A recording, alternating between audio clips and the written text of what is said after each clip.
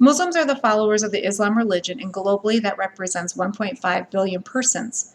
The premise of the Muslim faith is one of peace, mercy, and forgiveness, and the majority of Muslims have nothing to do with the horrible events that have become associated with their faith.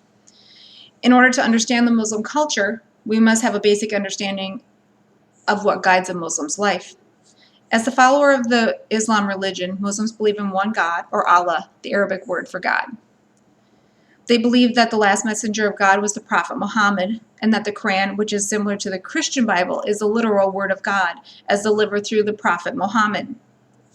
As it is the Islam religion that directs a Muslim's life, it is the 5 pillars of Islam, which is the foundation of a Muslim's life. And the very first pillar is professing your testimony and your faith in God and the Prophet Muhammad. This is putting no other gods and no other prophets ahead of the Prophet Muhammad and God.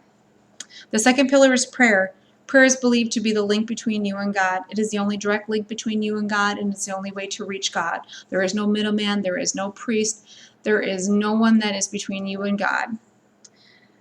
It's also a remembrance of your closeness to God, to let Him know what it is you can do for Him and ask Him what you need, and He will help you.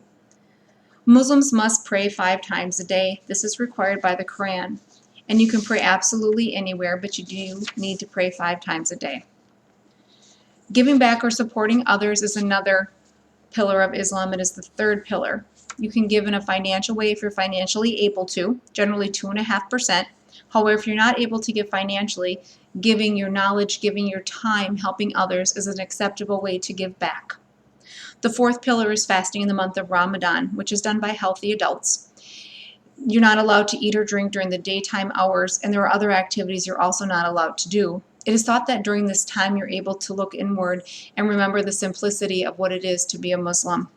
The fifth pillar is an annual pilgrimage to Mecca, which is required by all healthy and financially able adults to do. Mecca is the original city of where Islam began. When it comes to men and women are not allowed to date prior to marriage.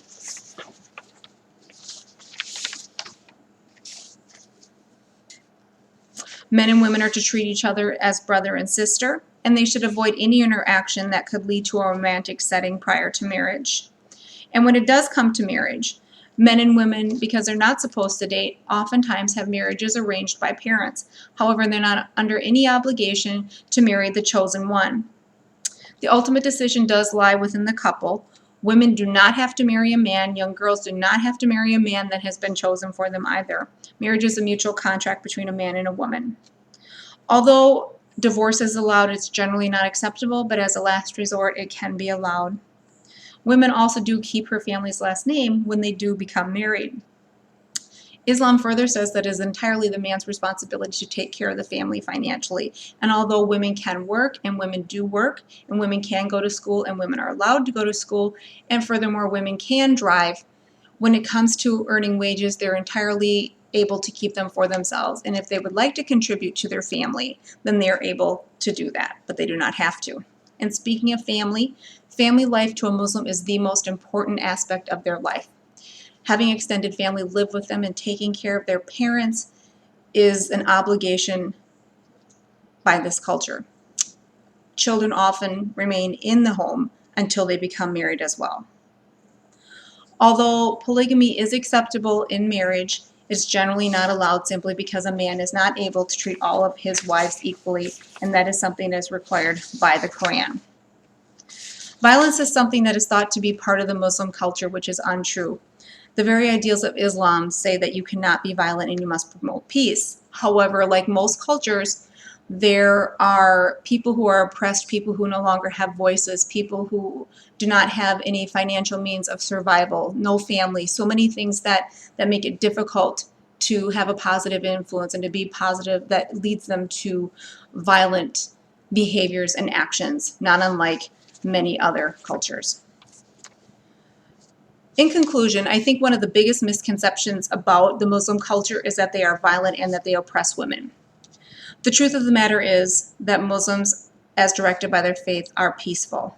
Although it is true that many Muslim countries that are majority Muslim do limit the rights and freedoms of women, it is not the religion. It is the practice of that society in some other male-dominated countries, as well as the interpretation of the Islam religion.